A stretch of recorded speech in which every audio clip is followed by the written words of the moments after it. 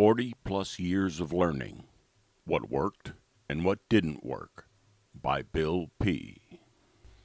The print version of this story was originally published on May 1st, 2016 and may be found at the website aabeyondbelief.com in the Personal Stories section. This recording of that original story was produced December 14, 2016. Introduction. It took the author several decades to finally obtain long-term sobriety. Eventually he did, and part of his solution was agnostic AA meetings.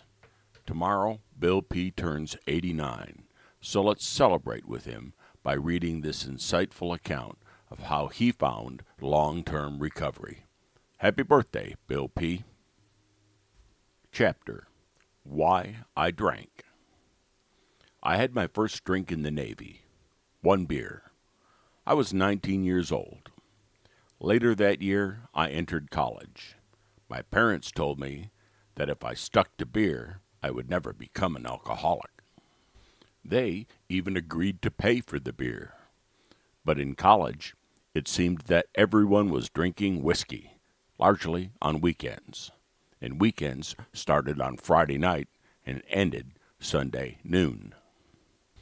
After the football games, it seemed like every dormitory room had a large tin washtub, with ice in the center to cool the gin and grapefruit juice, maybe half and half. Everyone had paper cups, and the room was crowded with men and women. Most of us lost count of how much we had consumed. This drinking culture continued into graduate school, and by the time I graduated, it was obvious, except to me, that I had a real drinking problem. Later on, when asked why I drank, I would say because. Because of my sister's illness and later death. Because of the stress at the office. Because. A litany of denial. I never seemed to realize that I drank because I was an alcoholic, plain and simple. I was an alcoholic, and when not drinking, because I thought I could handle it. Maybe a glass of wine, or 2, or 3. Tried to drink only on weekends. When I got married, I used my wife as a control. And when she went off on a trip to visit relatives, leaving me alone, there was no control, and the drinking got out of hand. I remember once taking her to the airport. I was sober as a judge, but after leaving her off and saying goodbye, I suddenly felt like I had just consumed 3 martinis, even though I had not started my drinking. A clear case of conditioned response, like Pavlov's dog. I was an alcoholic. The traditional view was, and maybe still is, that this is because I was bad, had character defects, and had to pray to have these removed by a higher power, usually referred to as God. And then, if I was humble, confessed my sins, and made amends to those I had wronged, I would be sober. Chapter: 40 plus years. I continued to drink for 42 years. During 7 of these, I was completely sober, but 13 years before I hit bottom, I had a relapse, and then 2 more relapses, until the final one, when I agreed to enter a 28-day rehab. I haven't had a drink since then, and I'm blessed with 27 years of sobriety. I no longer have a craving for alcohol or any other addictive substance. What with 3 heart operations and high blood pressure, taking around 20 pills a day, none of them addictive. I know that even if I wanted to drink, which I don't, if I had just one, I might well pass out. Blood pressure pills are my sleeping pills, my anti-anxiety medication. Chapter: What didn't work and what worked. For all those 40-plus years, I relied exclusively on physicians and counselors. No AA, because, living primarily in small, rural communities, I didn't trust AA's professed anonymity and feared that if the word got out somehow that I was attending meetings, this might hurt me professionally. Few of the counselors were really very helpful, and none resolved my doubts about AA. As for the doctors, some handed out addictive prescriptions to deal with my anxiety and sleep difficulty. The first one I went to gave me an open, perpetually refillable prescription for chloral hydrate in liquid form. I was addicted to that for around 7 years. Later, my doctor gave me a prescription for 100 Valium with 3 renewals. He was a psychiatrist and professed to have skill in treating alcoholics. Occasionally, I relied on Antabuse, but this merely provided a breathing spell and delayed my entry into any kind of program for a solid recovery. One psychiatrist said that alcoholism results from sex problems and suggested that I join his co-educational sex therapy group. I declined to do that. I doubt that it would have achieved sobriety, but it might have been interesting in other ways. So what worked? AA worked, although I had serious issues with some of it. What AA gave me was contact with other recovering alcoholics. I learned that recovery is a little like mountain climbing. You might be able to do it alone, but it's far better to rope up with fellow climbers who have more sobriety and skill than you have. Far better, far safer. If you relapse, they will help you climb back on a ledge and resume your upward way. The rehab I was in had an exercise where you went up on a wooden platform, faced backward, and then fell off into thin air, trusting that the other recovering alcoholics standing 7 feet below and linking their hands would catch you and keep you from breaking your spine. I fell back, and they caught me. What about AA? The rehab center I was in had AA as an important part of its program, and we were taken in buses to many AA meetings several times a week. But these meetings had distinct religious overtones, sometimes referred to as the God stuff. I had serious doubts that my alcoholism was solely due to character defects, and that I had to pray to God to have them removed. So eventually, I joined an agnostic group, and they told me that AA has it the wrong way around. Drinking causes character defects: lying, cheating, selfishness, stealing. In addition, it's part genetic, part cultural, like college drinking or drinking within one's family. And it's also due to what I call personality characteristics, like shyness, loneliness, perfectionism, obsessive-compulsive tendencies, and risk-taking. And part of it is voluntary, and another part stupidity, like starting to drink again after a serious relapse. Picking up that one drink which starts you again down the slippery slope. It's all of these things, and maybe more. I'm not really an agnostic or an atheist, but my agnostic group helped me. Occasionally, they would go overboard.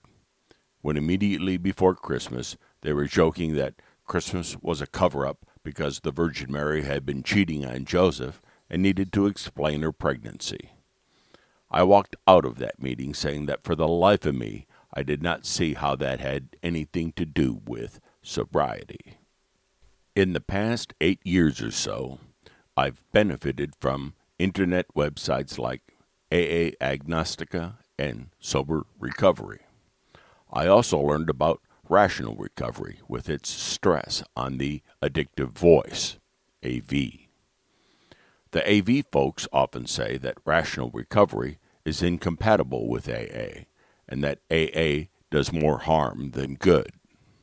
I happen to disagree with that, and believe that there are many ways the insights about the AV, scientifically valid with regard to more primitive parts of the brain, the so-called lizard brain, can be helpful along with AA. Rational recovery tends to avoid group support, something which AA and Smart Recovery provide. Sometimes people make fun of the AA slogans, calling them cliches. Slogans like, "One day at a time," "Easy does it," "Don't try to change what cannot be changed," etc. I have found these very helpful, but they're not unique to AA. Such insights have been known for thousands of years to the Buddhists, the ancient Greeks, and as far back as the 5th century BCE to Lao Tzu, reputed author of the Tao Te Ching. I believe that there is indeed a higher power, inscrutable and essentially unknowable, a power like a river, the eternal Tao, which cannot be named, cannot be written, the source of all that appears in the phenomenal world, the 10,000 things. I try, then, to go with the flow, and for me it works. It helps. What about the higher power? Critics of AA sometimes make fun of the idea that a recovering alcoholic can have anything he or she wants as a higher power, even a doorknob. Obviously, the doorknob suggestion is ridiculous, just what it is intended to be. I believe that a recovering alcoholic needs help from persons or something other than his or herself. This can be a group of other recovering alcoholics. As for God, I think there may be an alternative reality coexisting with the 10,000 things, the reality we perceive. This alternate reality underlies our own, and from time to time may send wormhole-like messengers to indicate its presence, hence Jesus, Buddha, Lao Tzu, and others. Occasionally, we may sense it by the sublime, in music, poetry, and art, or where in nature it may dwell, in the light of setting suns, in massive canyons, or in waterfalls. Power, sublime, and numinous. The sense that this is indeed a holy place, and the alternative reality also exists within you. I cannot prove that there is an alternate reality, but I sense it, and at times I feel a presence of loved ones who have gone before, perhaps returning, bodhisattva-like, to watch over us. There are several paths upwards to the sunlit meadows of recovery. Mine is to free myself, not only from dependency on alcohol, but from those who, well-meant but sometimes mistaken, encouraged me to persist in the old ways. I hope to be free from selfish ends, from me, accumulation of wealth, possessions, power, career, and to stress understanding and wisdom rather than knowledge, moderation in lieu of excess. If understanding and wisdom supersede knowledge, then it may be possible to forgive real or imagined wrongs, to learn love from the animals, and to cherish all living things. And finally, to leave a footprint, a token, however small, to say at least, I was here. Death should be nothing to fear, for if one were to survive, would a compassionate God not forgive one who, in the end, tried to do his best, repenting wrongs done along the way? If there is to be no survival, no self after death, there would be no suffering, any more than before one were born. About the author, Bill P. Bill P. had a long and successful career as a law professor, retiring in 1997. Since then, he has focused on helping others with alcoholism and drug addiction. He has a website, Alcoholism and the Higher Power, that offers guidance on how to utilize AA despite its God stuff. He routinely posts on SoberRecovery.com. Bill does not believe himself to be an agnostic, much less an atheist, but he appreciates what agnostic AA meetings have to offer. He lives on the East Coast with his wife and an exceptionally wise and loving English Cocker Spaniel. Again, if you wish to read the print version of this story, 40-plus years of learning what worked and didn't work by Bill P., you can find it on the website aabeyondbelief.com in the personal story section, dated May 1, 2000.